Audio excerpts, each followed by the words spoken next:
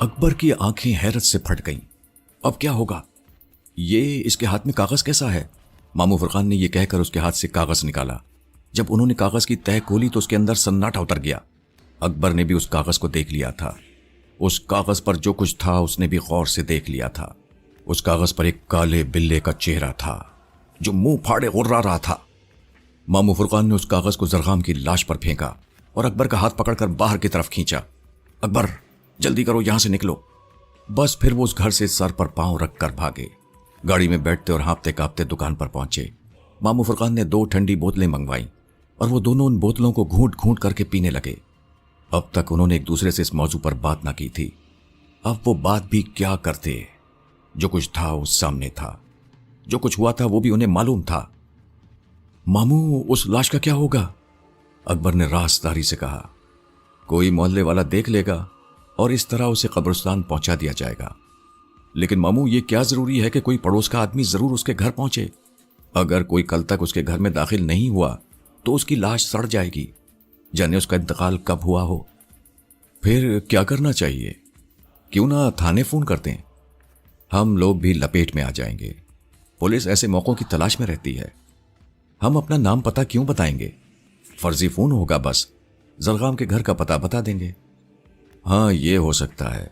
तुम ऐसा करो, अपने घर जाकर फोन करो। थाने के साथ साथ ईदी सेंटर को भी फोन कर देना। पुलिस अगर ठिकाने पर ना पहुंची तो ईदी सेंटर की एम्बुलेंस जरूर वहां पहुंच जाएगी। फिर अकबर ने मामू फरखान की हिदायत के मुताबिक घर जाकर फर्जी नाम से थाने और ईदी सेंटर में फोन कर दिए। दूसरे दिन शाम के अखबारों ने जरगाम की मौत की खबर खूब रंग आमेज के साथ छापी। एक ऐसी कहानी घड़ी गई कि मामू फरखान और अकबर दांतों तले उंगलियां दबा कर रह गए। अभी ये खबर ठंडी ना हुई थी कि एक ठंडी खबर और मौसूल हो गई। ये खबर दादा गफूर से मुताल्लिक थी। अभी कल ही की तो बात है कि दादा गफूर ने मामू फरखान को फोन करके हाजरात के अमल के बारे में बताया था। उन्होंने कहा था, फरखान, मुझे कुछ कामयाबी हुई है। कहाँ है वो? मामू फरखान ने पूछा था। अभी मैं ये नहीं बता सकता, लेकिन मुझे इतना यकीन है कि पर्दे में कुछ न रहेगा, जाहिर होकर रहेगा। मैं मुसलसल कोशिश कर रहा हूं। दादा गफूर बहुत पुरुम्मीद थे। अब तक क्या मालूम हुआ है? क्या दिखाई दिया कुछ? अभी तो बस एक मकान दिखाई दिया है, वो भी धुंधला धुंधला, दादा गफूर ने बताया। और वो मकान दरख्तों से घिरा हुआ है।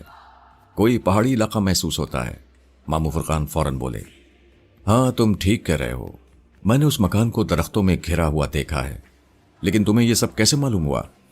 तब मामू फरखान ने उस अजीब आदमी जरगाम का जिक्र किया। ओह!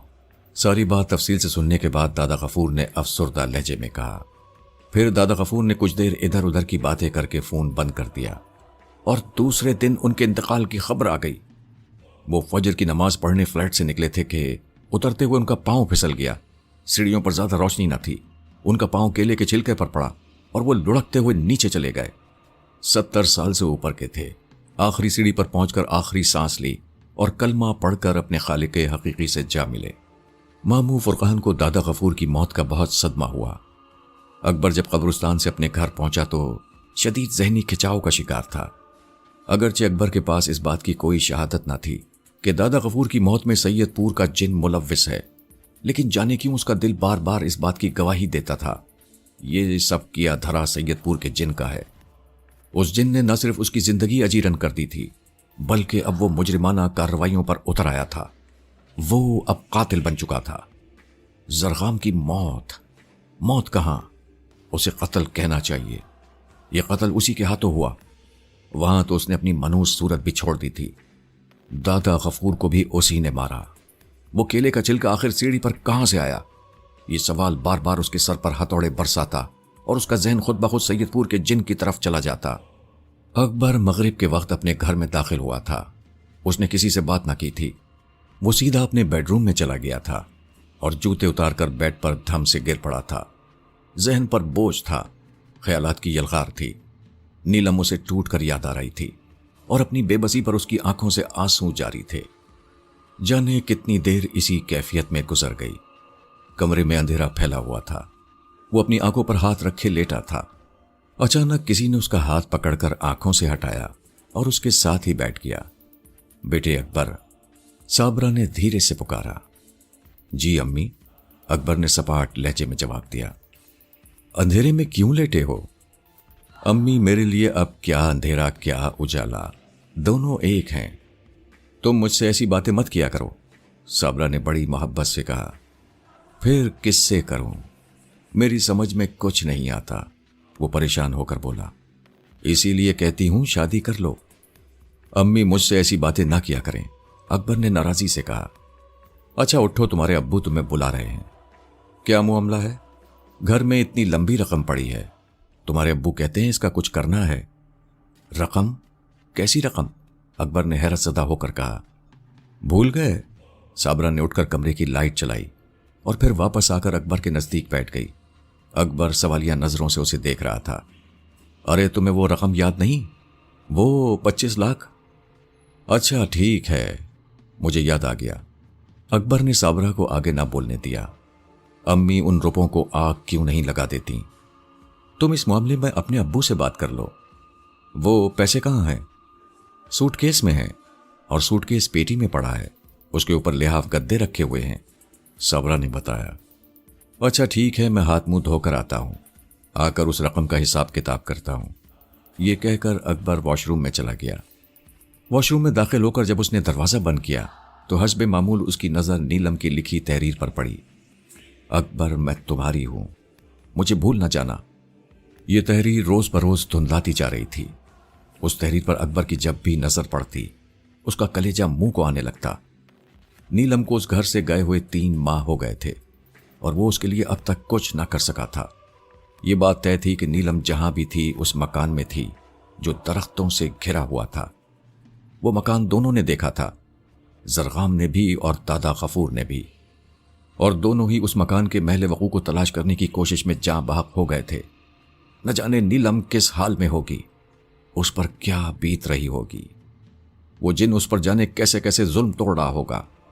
वो नाजुक सी नीलम ये सब कुछ कहां तक बर्दाश्त करेगी? बिल आखिर एक दिन मौत से हम किनार हो जाएगी। नहीं नहीं, उसका वजूद शिद्दत से चीख उठा। नीलम मेरी है, उसे कुछ नहीं होगा, वो मुझे मिलकर रहेगी, मैं उसे ढूंढ लूंगा।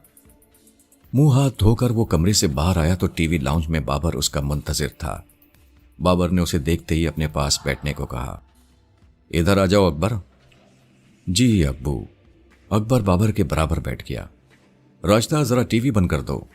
बाबर अली राशिदा से मुखातिब हुआ। राशिदा ने जल्दी से उठकर टीवी बंद कर दिया।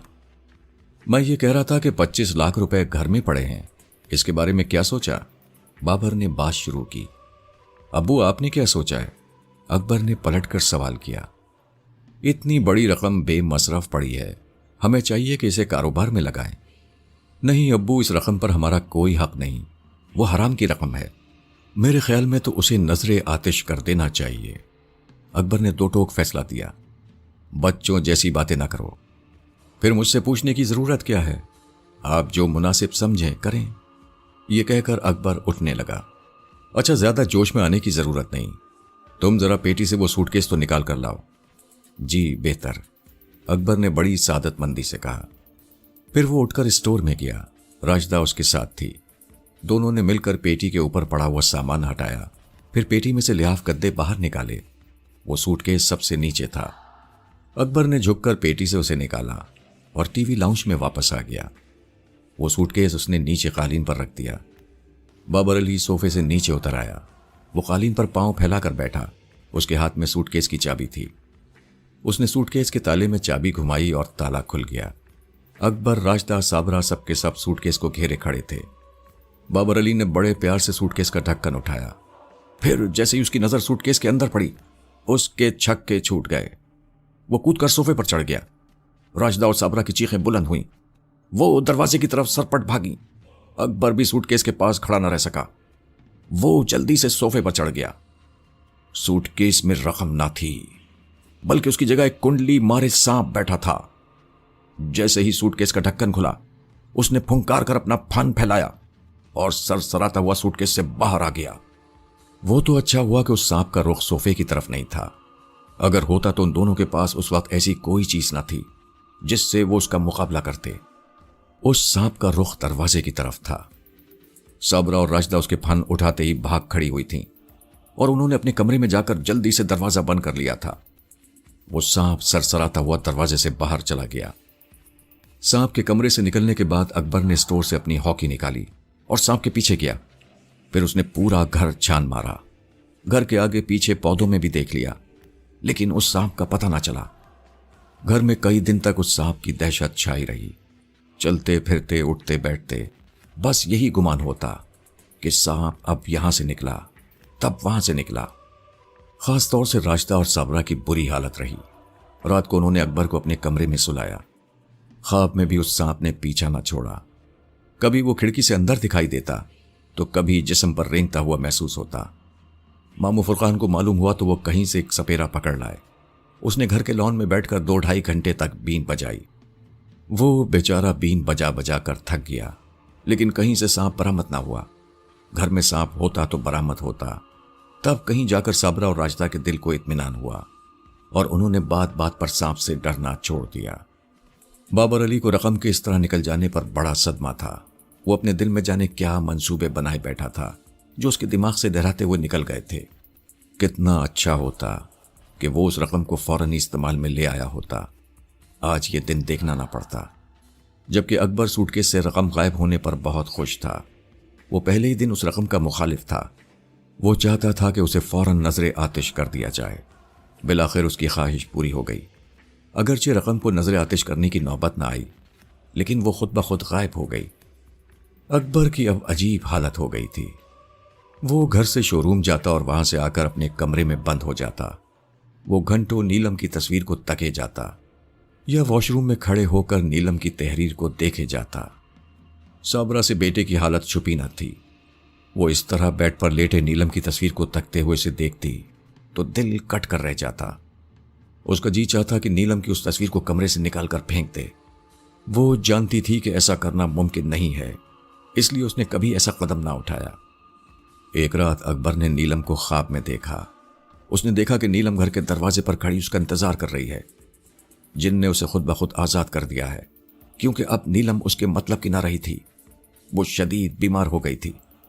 अकबर नीलम को अपने घर के दरवाजे पर पाकर फूला न समाया। जब वो गाड़ी से उतरकर उसके नजदीक आया तो नीलम देखते ही देखते हवा में तहलील हो गई।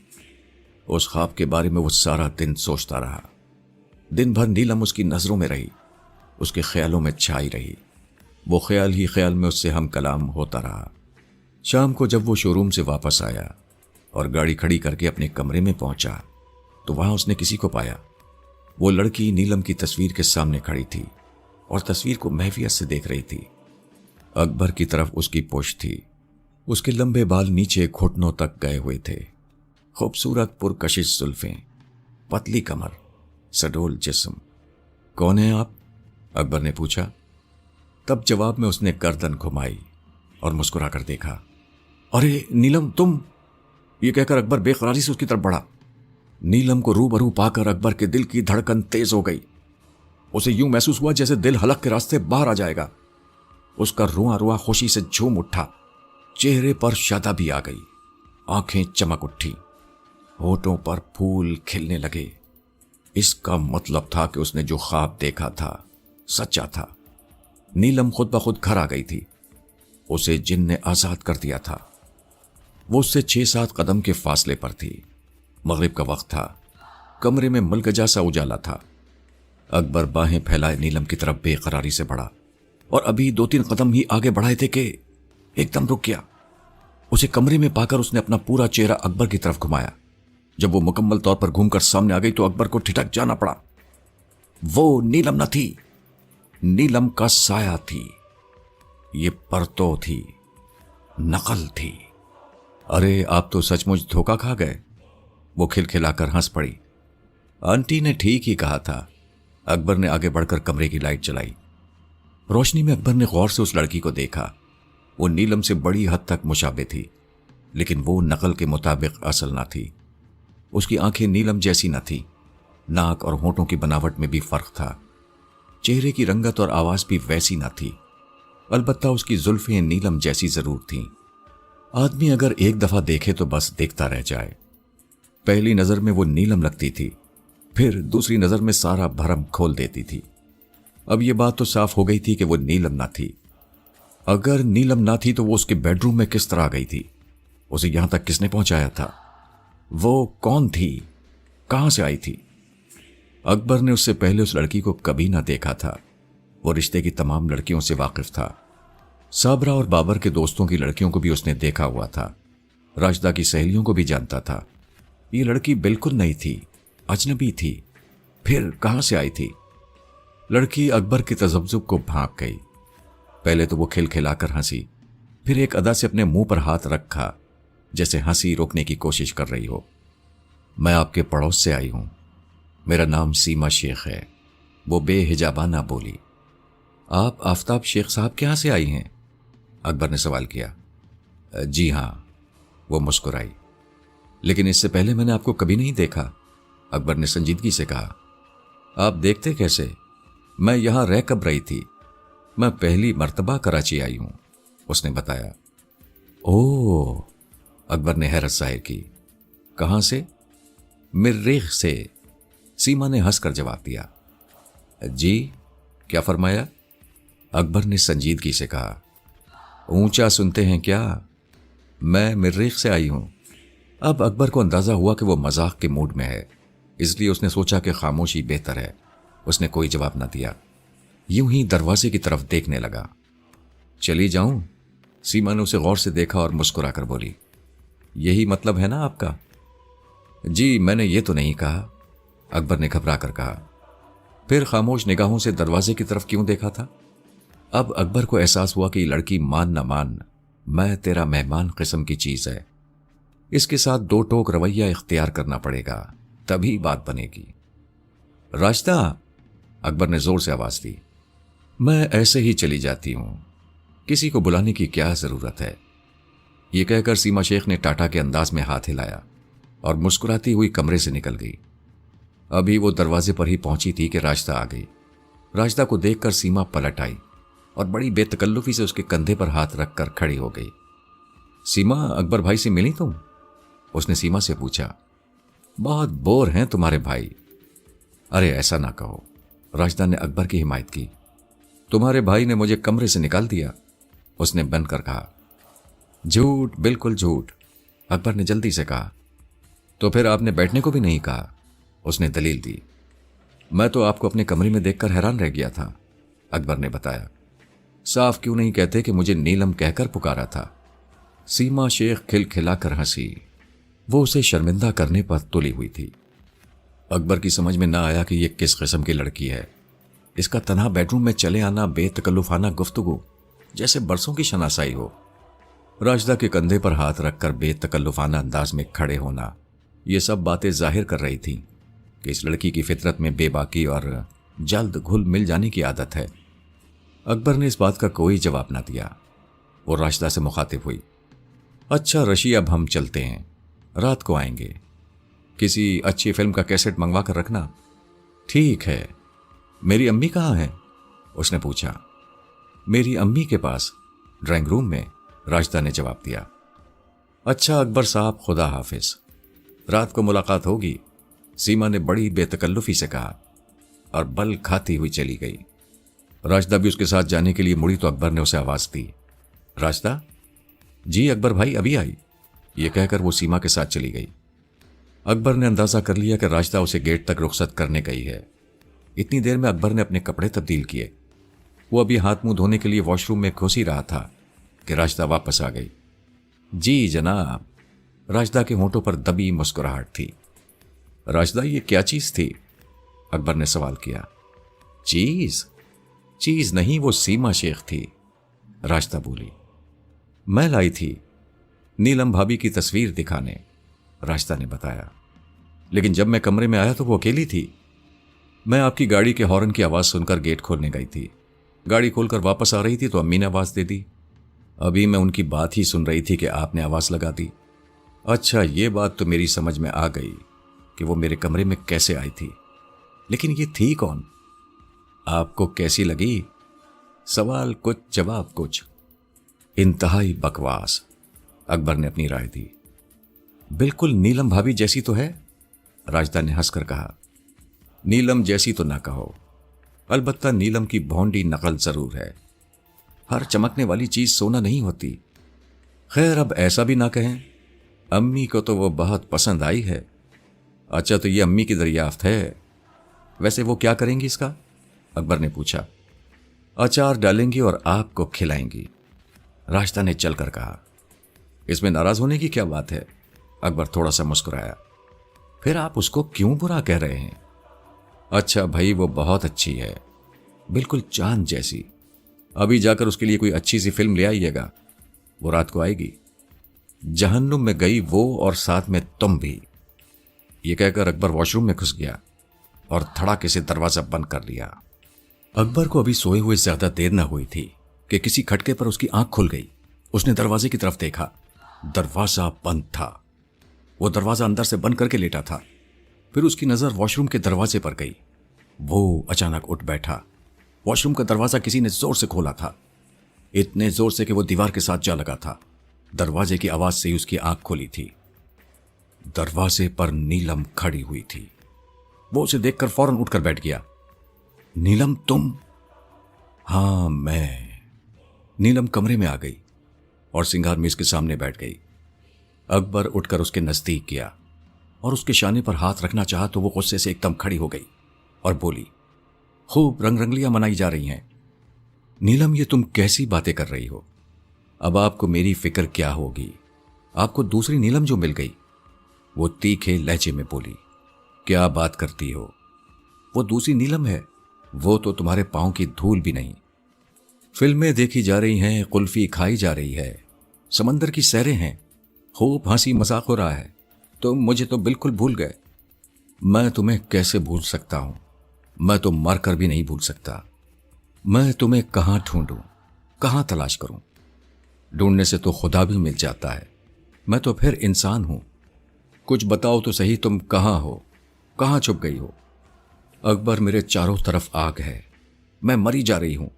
खुदा के वास्ते मुझे ढूंढ लो। अभी अकबर कोई जवाब देने ही वाला था कि अचानक एक खौफनाक आवाज कमरे में गूंजी, मियाऊं।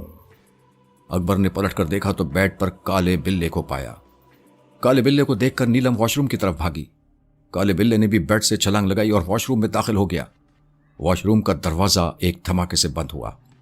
तभी अकबर की आंख खुल गई। आंख खुली तो मालूम हुआ कि वो अब तक ख्वाब देख रहा था। वो पसीने में नहाया हुआ था। उसने उठकर पंखा तेज किया। कुछ देर के बाद जब पसीना खुश्क हो गया और दिल की धड़कन काबू में आ गई तो वो उठकर वॉशरूम में गया ताकि मुंह हाथ धो ले। दरवाजा बंद करके जब उसने नीलम की तहरीर पर नजर की तो वो हैरत ज़दा रह गया। वो तहरीर जो वक्त के साथ धुंधला गई थी, उस वक्त बिल्कुल ताज़ा थी। ऐसा महसूस होता था कि नीलम अभी अभी उस तहरीर को लिख कर गई हो। वो चकरा कर रह गया। नीलम को उसने ख्वाब में देखा था, ये वो हकीकत में यहां मौजूद थी। उसके पास इसका कोई जवाब न था। रात को सीमा और उसकी अम्मी और बेगम आफ्ताब को साबरा ने खाने पर मदऊ कर रखा था।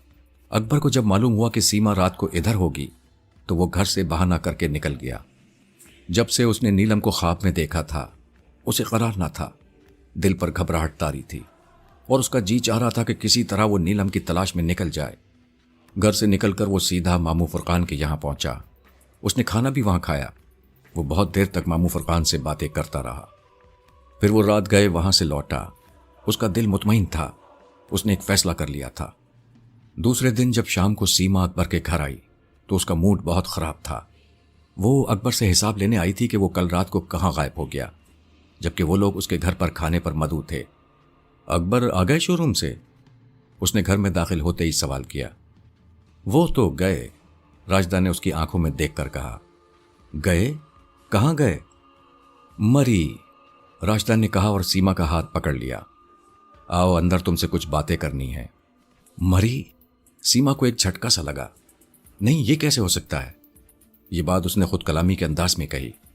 वो गुमसुम सी हो गई। राजदा ने महसूस किया कि सीमा पर उस खबर ने बिजली सी गिरा दी है। अंदर ही अंदर कोई चीज टूटी है। एक बेनाम सी उदासी उसके चेहरे पर छा गई थी। सीमा ने उसका हाथ छुड़ा लिया, लेकिन राजदा ने फिर भी उसका हाथ पकड़ लिया। अब उसने महसूस किया कि सीमा का हाथ न सिर्फ ठंडा हो चुका है बल्कि कांप भी रहा है। सीमा, क्या हुआ तुम्हें? खैरियत तो है? राजदा ने घबरा कर पूछा। कुछ नहीं, मुझे क्या होगा? सीमा के होंठों पर फीकी मुस्कुराहट आई। अच्छा, मैं चलती हूं। क्या यहां तुम अकबर से मिलने आई थी? राशिदा ने सवाल किया। नहीं तो, सीमा ने जल्दी से कहा। तुमसे मिलने आई थी? फिर मुझसे मिले बगैर क्यों जा रही हो? आओ अंदर आओ, बैठकर बात करते हैं। राशिदा ने उसका हाथ पकड़कर खींचा। राशिदा, मैं फिर आ जाऊंगी। इस वक्त मेरी कुछ तबीयत ठीक नहीं है। क्या हुआ तुम्हारी तबीयत को? अभी तो तुम ठीक थी। चक्कर से आ रहे हैं। सीमा ने साफ गोई से काम लिया। आओ, मैं तुम्हें अच्छी सी चाय बनाकर पिलाती हूं। तुम्हारे चक्कर अभी ठीक हो जाएंगे। ये कहकर उसने फिर सीमा के जवाब का इंतजार न किया, उसे खींचती हुई अपने साथ अंदर ले गई। राशिदा ने सीमा को ड्राइंग रूम में न टीवी लाउंज में न अपने कमरे में बिठाया। वो उसे सीधी अकबर के बेडरूम में ले गई। बेड के सराहने उसने 2-3 तकिए रखे और बोली, तुम आराम से टेक लगाकर बैठ जाओ, मैं तुम्हारे लिए चाय बनाकर लाती हूं। सीमा बड़ी फर्माबरदारी से तकियों से टेक लगाकर बैठ गई और सामने नीलम की तस्वीर को गौर से देखने लगी। राशिदा चाय बनाते हुए उलझी हुई थी। उसकी समझ में नहीं आ रहा था कि क्या करे। इन दोनों में जो कुछ हुआ था, अकबर और सीमा की मुलाकातों के जो असरात मुरत्तब हुए थे, वो बहुत हौसला अफजा थे। सीमा बड़ी तेजी से अकबर की तरफ बढ़ी थी। उसे मालूम था कि अकबर शादीशुदा है। इसके बावजूद लाशऊरी तौर पर वो उसके करीब होती चली गई थी। एक लड़की दूसरी लड़की पर फतह हासिल करना चाहती थी। मैदान मार लेने के जज्बे ने उसे आगे बढ़ाया और फिर वाकई अकबर की मोहब्बत में गिरफ्तार हो गई थी। अकबर अगर मरी ना गया होता और उसकी तवज्जो सीमा की तरफ गई होती तो सीमा का अकबर की मोहब्बत में गिरफ्तार होना बजा था, बल्कि दोनों माँ बेटी के मंसूबे के ऐन मुताबिक था। मुश्किल ये थी कि राशिदा अपने भाई अकबर के मिजाज को अच्छी तरह समझती थी। सीमा की सूरत में उन लोगों ने जो उसके दिल पर तीर चलाया था वो रायगा गया था। अकबर ने सीमा को मोहब्बत की एक नज़र भी अता ना की थी। हालांकि वो नीलम की बड़ी हद तक हमशक्ल थी, लेकिन उसे नकल नहीं चाहिए थी, उसे असल दरकार थी। इसीलिए वो सीमा को खातिर में लाए बगैर मरी चला गया था। राशिदा देख रही थी कि अकबर के मरी चले जाने से सीमा पर खासा असर हुआ था। वो शायद उसकी मोहब्बत में गिरफ्तार हो गई है। अगर ऐसा है तो उसे हकायक बता देने चाहिए ताकि वो समझ जाए और ये जान ले कि अकबर का दिल फतह करना कोई आसान काम नहीं है। अभी तक सीमा को नीलम के बारे में कुछ नहीं बताया गया था। बस यही बताया गया था कि वो लाहौर गई हुई है। साबरा और राशिदा की गैर मामूली दिलचस्पी देखकर सीमा ने अपने तौर पर नीलम के बारे में यह फर्ज कर लिया था कि अकबर और नीलम के ताल्लुकात खुशगवार नहीं हैं। नीलम लड़कर मैके चली गई है और अब ये दोनों माँ बेटी चाहती हैं कि नीलम का किस्सा पाक कर दिया जाए, सीमा को उसकी जगह दे दी जाए। सीमा को अकबर पहली नज़र में अच्छा लगा था, इसलिए वो अंजाम से बेखबर मोहब्बत की आग में कूद पड़ी थी। राशिदा चाय के 2 कप हाथ में थामे कमरे में दाखिल हुई तो सीमा नीलम की तस्वीर को घूर रही थी। राशिदा ने उसे गौर से देखा तो उसे अंदाजा हुआ कि सीमा की महज आंखें नीलम की तस्वीर की तरफ हैं, जहन कहीं और है। लो सीमा, चाय पियो। राशिदा ने एक कप उसकी तरफ बढ़ाया। हाँ। सीमा राशिदा की आवाज़ सुनकर जैसे चौंक उठी। उसने घबराकर कप पकड़ लिया। वो दोनों खामोशी से चाय पीती रहीं। राशिदा सोच रही थी कि वो सीमा को बताने के लिए कहाँ से आगाज करे, और सीमा ये सोच रही थी कि राशिदा उससे क्या बात करना चाहती है। करना चाहती है तो क्यों नहीं करती। अकबर मरी क्यों गए हैं? सीमा ने बिलाखिर गुफ्तगू का आगाज किया। नीलम के लिए। सीमा की समझ में बात ना आई। नीलम तो लाहौर में है, लेकिन अकबर भाई का ख्याल है कि वो मरी में है। राशिदा ने बड़ी मासूमियत से कहा। मैं समझी नहीं। सीमा ने खाली कप मेज पर रखा और जरा संभल कर बैठ गई। समझ में तो आज तक हमारे भी नहीं आया कि इस घर में क्या हो रहा है। क्या कहना चाहती हो राशिदा? जो कुछ कहना है साफ साफ कहो। एक बात बताऊं? सीमा, तुम्हें अकबर भाई कैसे लगते हैं? साफ साफ बता दूं? हाँ हाँ बताओ। मैं उन्हें चाहने लगी हूं। सीमा ने गहरी नजरों से राशिदा को देखते हुए कहा। राशिदा ने यह सुनकर गहरा सांस लिया। उसने सीमा के बारे में जो अंदाजा लगाया था वो बिल्कुल सही निकला। तब राशिदा एक अज़्म के साथ खड़ी हुई। उसने सीमा का ठंडा हाथ पकड़ा और बोली, आओ मेरे साथ। वो उसे लेकर वॉशरूम की तरफ बढ़ी। कहाँ लिए जा रही हो मुझे? सीमा हैरत ज़दा थी। आओ तो। राशिदा उसे लेकर वॉशरूम में दाखिल हुई। फिर उसने पलटकर दरवाज़ा बंद कर दिया। दरवाज़ा बंद करने पर सीमा कुछ बोल नहीं वाली थी कि उसकी नज़र नीलम की लिखी हुई तहरीर पर पड़ी। अकबर, मैं तुम्हारी हूं, मुझे भूल न जाना। ये क्या है? सीमा ने परेशान होकर पूछा। आओ मैं तुम्हें बताती हूं ये सब क्या चक्कर है। ये कहकर वो सीमा को वॉशरूम से निकाल लाई और वो दोनों बेड पर बैठ गईं। सीमा, क्या तुम्हारा जिन पर यकीन है? राशिदा ने पूछा। हाय, जिन से तो मुझे बड़ा डर लगता है, सीमा ने जवाब दिया। क्या तुम जानती हो कि जिन खूबसूरत लड़कियों पर आशिक हो जाता है? हाँ, मैं जानती हूं। हमारी अम्मी के दूर के रिश्तेदारों में एक वाकया हो चुका है। एक जिन न सिर्फ लड़की पर आशिक था, बल्कि उसने इस लड़की से शादी करने के लिए अपना रिश्ता भी भिजवाया और रिश्ता न मंजूर करने पर संगीन नताइज की धमकी दी। वालिदैन मजबूरन उस रिश्ते पर राजी हो गए। फिर उस लड़की की बाकायदा बारात आई, निकाह हुआ, शादी की तमाम रस्में अदा की गईं और लड़की को रुखसत कर दिया गया। उस जिन ने बस्ती से हटकर एक मकान ले लिया। अब वो लड़की उस जिन के साथ रहती है। माँ बाप के अलावा उस लड़की से मिलने कोई नहीं जा सकता, सीमा ने बताया और फिर खौफ से लरस कर बोली। हाय राशिदा, ये कैसे दिल हिला देने वाली बात है। ऐसी ही दिल हिला देने वाली बात इस घर में भी हुई है। नहीं भाई, सीमा फौरन सिमट कर बैठ गई। क्या कह रही हो तुम? हाँ, मैं तुम्हें तफसील से सारी बात सुनाती हूं, राशिदा ने कहा। हमारी भाभी नीलम पर एक जिन आशिक है। फिर राशिदा ने किस्से को ट्रेन से शुरू किया और शादी के बाद उन 4 महीनों में जो भी वाकयात रोनमा हुए उनका तफसील से जिक्र किया। सीमा इस सारी कहानी को दम बखुद होकर सुनती रही। जब किस्सा खत्म हुआ तो सीमा के चेहरे की रंगत उड़ गई। उसने खौफजदा होकर नीलम की तस्वीर को देखा, फिर सिंगारमेज के आईने में खुद को देखा। उसकी शक्ल नीलम से काफी मिलती थी। उसने सोचा अकबर तो उस पर आशिक नहीं हुआ, लेकिन अगर कहीं जिन ने उसे देख लिया तो हो सकता है कि वो उसे भी अपने साथ ले जाए। इस तसव्वुर ने उसकी सिट्टी गुम कर दी। फिर जो वो उस घर से भागी तो पलट कर पीछे नहीं देखा। 2-3 दिन बाद मालूम हुआ कि सीमा वापस इस्लामाबाद चली गई, हालांकि उसका यहां काफी दिन रहने का प्रोग्राम था। साबरा को बड़ी हैरत थी कि सीमा ने अचानक घर में आना क्यों बंद कर दिया और क्यों इतनी जल्दी कराची छोड़ गई। राशिदा ने साबरा को कुछ नहीं बताया था और उसने सीमा को भी कसम दी थी कि वो ये किस्सा किसी और को न बताए। साबरा अकबर के मरी जाने की वजह से बहुत परेशान थी। बाबर का ख्याल था कि यह सब साबरा की वजह से हुआ है, लेकिन मैंने तो कुछ नहीं किया। मैंने उससे कब कहा कि वो मरी चला जाए? साबरा ने सफाई पेश की। तुमने उस पर सीमा को जो मुसल्लत कर दिया था, बाबर ने खफगी से कहा। यह सब मैंने उसके भले के लिए किया था, साबरा बोली। सीमा की वजह से नीलम की याद ने शिद्दत इख्तियार कर ली, इसीलिए वो चला गया। अब क्या होगा? साबरा ने घबरा कर कहा। मुझे क्या मालूम, बाबर लाताल्लुकी से बोला। आपने उसे मरी जाने की इजाजत क्यों दी? साबरा उलझ पड़ी। मैं अगर उसे इजाजत ना देता तो भी वो चला जाता। ऐसा करें, आप खुद मरी चले जाएं, वो जाने कहां भटक रहा होगा, साबरा ने तशवीश से कहा। साबरा मां थी, अकबर उसका अकलौता बेटा था। उसकी तशवीश बजा थी। वो नहीं चाहती थी कि उसका लख्ते जिगर इस तरह मारा मारा फिरे। वो सीमा को देखकर बहुत खुश हुई थी। उसने सीमा को गैबी इमदाद जाना था। उसे कवी उम्मीद थी कि अकबर सीमा की तरफ मुतवज्जे हो जाएगा, फिर आगे शादी की बात चलाई जाएगी। लेकिन अकबर भी खूब चीज था। उसने सीमा को नजर भरकर भी ना देखा और जूं जूं सीमा उसकी तरफ बढ़ती चली गई, तूं तूं वो नीलम के करीब होता गया। नीलम उसे शिद्दत से याद आने लगी। वो उसे देखने के लिए तड़प उठा। जरगाम और दादा गफूर से जो मालूमात नीलम के बारे में मिली थीं, उसके मुताबिक नीलम दरख्तों से घिरे एक मकान में थी और ये कोई पहाड़ी इलाका था। अगरचे ये बात यकीन से नहीं कही जा सकती थी कि नीलम किस पहाड़ी मकाम पर है। ये घर पाकिस्तान के किसी भी पहाड़ी मकाम पर हो सकता था, लेकिन कयास यही था कि यह मकान मरी में है।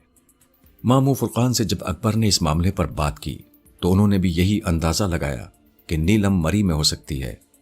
इस कयास की अगरचे कोई ठोस बुनियाद न थी, महज एक ख्याल था, और यह ख्याल बार बार जहन में इसलिए आता था कि नीलम आखिरी बार मरी में देखी गई थी। अकबर ने इस मसले पर ज्यादा न सोचा। उसने अल्लाह का नाम लिया और मरी की तरफ परवास कर गया। मरी पहुंचकर उसने एक अच्छे होटल का इंतखाब किया और सामान रखकर बाहर निकल आया।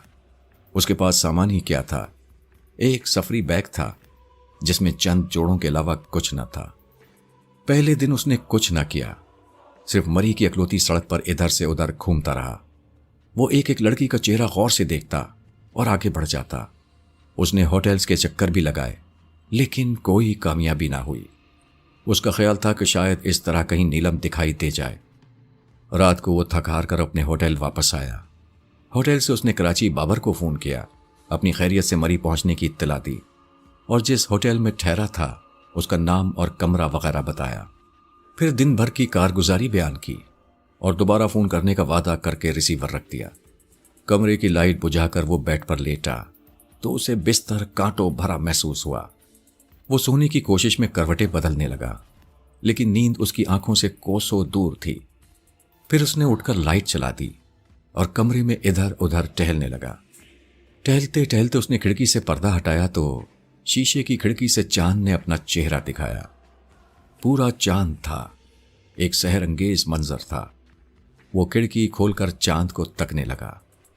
चांद को देखते देखते ऐसे ही उसके दिल में ख्याल आया, क्या पता नीलम भी इस वक्त चांद को देख रही हो। काश कोई ऐसा जरिया बन जाए कि वो नीलम तक पहुंच सके। अकबर का ख्याल 100% दुरुस्त था।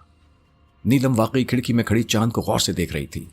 चांद और चांदनी से नीलम को हमेशा से दिलचस्पी थी। चांदनी उस पर सहर फूंक देती थी। उसके जिस्म के समंदर में चांदनी रातों में ज्वार भाटा सा आ जाता था। लाहौर में वो चांदनी रातों में देर तक टहला करती थी। उस वक्त भी वो खिड़की में खड़ी यही सोच रही थी। उसको लाहौर याद आ रहा था। फिर लाहौर से उसका जहन शादी और कराची तक मुंतकिल हो गया। कराची शहर याद आया तो अकबर का चेहरा उभरा। वो चांद में उसका चेहरा तलाश करने लगी और चांद देखते देखते इतनी महफ हो गई कि उसे पता ही न चला कि करल उसके पीछे आ खड़ा हुआ है। सैयदपुर के जिन ने जब अपना जलता हुआ हाथ उसके शाने पर रखा तो वो एकदम चौंक उठी। ओह, मैंने महवियत तोड़ दी। चांद में डूबी हुई थी शायद। वो हंसा। नीलम ने कोई जवाब ना दिया। वो खामोशी से वापस पलटी और बेड पर आकर बैठ गई। मेरा मतलब ये तो ना था, सैयदपुर का जिन बोला। काफी देर से खड़ी थी, खड़े खड़े थक गई मैं। नीलम ने वजाहत की। खड़े खड़े थक गई या मेरा खिड़की के करीब आना पसंद ना आया? करल ने तंज किया। मैं खिड़की में खड़ी अकबर से तो बात नहीं कर रही थी। नीलम ने तंज का जवाब तंज में दिया। चांद को तो देख रही थी? करल ने सवाल किया। हाँ, देख रही थी। क्या पता चांद में महबूब की शक्ल दिखाई दे रही हो? सैयदपुर के जिन ने तीर चलाया। काश ऐसा होता। नीलम ने उसकी आंखों में आंखें डालकर कहा। तुम्हारा जी तो चाहता होगा कि अकबर किसी तरह यहां पहुंच जाए। काश वो पहुंच सकता। नीलम जिद पर उतर आई। खैर, उसका यहां पहुंचना तो इतना मुश्किल नहीं, लेकिन वो यहां पहुंचकर करेगा क्या? वो मुझे यहां से अपने साथ ले जाएगा। नीलम ने उसे जलाया। वो, ये कहकर सैयदपुर के जिन ने एक जोरदार कहकहा लगाया। वो तुम्हें कहां ले जाएगा? मेरे सामने वो कल का लौंडा है। तुम्हें ले जाने के बजाय खुद ना फंस जाए। तुम उसका क्या बिगाड़ लोगे? नीलम गुस्से में आ गई। ये तो आने वाला वक्त बताएगा, अभी से क्या कहूं? सैयदपुर के जिन ने हंसकर कहा। इतना तकब्बुर ना करो। मत भूलो कि कभी कभी चूंटी भी हाथी को मार गिराती है। हर शख्स में कोई ना कोई कमजोरी होती है। तुम्हारी भी कोई कमजोरी होगी। ये तुमने ठीक कहा। वाकई मेरी एक कमजोरी है। वो क्या? नीलम ने चौंक कर पूछा। तुम मेरी कमजोरी हो, सैयदपुर के जिन ने बड़े जज्बाती अंदाज में कहा। और तुम्हारी वजह ही से मैंने अकबर को बर्दाश्त किया है, वरना कब का मैं उसे अपने रास्ते से हटा चुका होता। तुम उसे क्या रास्ते से हटाओगे? एक दिन वो जरूर तुम्हें रास्ते से हटा देगा। नीलम भी जज्बाती हो गई। तुम्हारा ये ख्वाब क़यामत तक पूरा ना होगा। ये ख्वाब नहीं करल, मेरी दिल की आवाज़ है। जुल्म जब बढ़ता है तो मिट जाता है। कोई बात नहीं, अगर किस्मत में मिटना लिखा है तो मिट जाऊंगा। तुम्हारे लिए मिट जाऊंगा नीलम। सैयदपुर के जिन ने उसका हाथ छू कर कहा। और मिटकर अपनी खुशनसीबी पर नाज करूंगा। बहुत मोहब्बत है मुझसे? नीलम ने मुतासिर हुए बगैर पूछा। हाँ, बहुत, वो बोला। सच्ची मोहब्बत है? उसने फिर पूछा। हाँ, बादल से बरसती बारिश की तरह सच्ची, करल ने जज्बाती लहजे में कहा। मेरा कहा मानोगे? नीलम ने सवाल किया। हाँ, एक बात के सिवा जो कहोगी, कर गुजरूंगा, करके दिखा दूंगा, वो बोला। फिर तो ये मोहब्बत ना हुई, खुद गरजी हुई। अब तुम जो भी समझो, जो भी कहो, मैं तुमसे जुदा होने का तसव्वुर भी नहीं कर सकता। आखिर कब तक कैद रखोगे मुझे करल?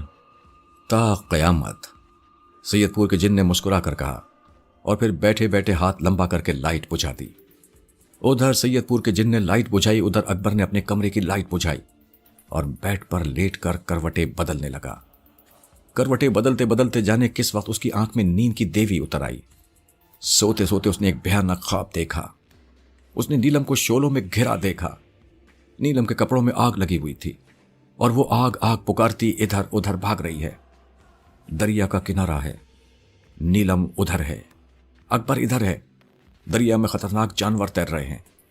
अकबर, मुझे बचाओ, अकबर, मुझे बचाओ, मैं आ रहा हूं नीलम, वो जोर से चीखा। वो जैसे ही दरिया में छलांग लगाता है, वो पानी में गिरने के बजाय रेत पर गिरता है। दरिया अचानक खुश्क हो जाता है। वो दूसरे किनारे पर नीलम को देखता है। अब वो उसे नहीं दिखाई देती। तब वो घबराकर नीलम नीलम पुकारता है। फिर उसकी आंख खुल जाती है।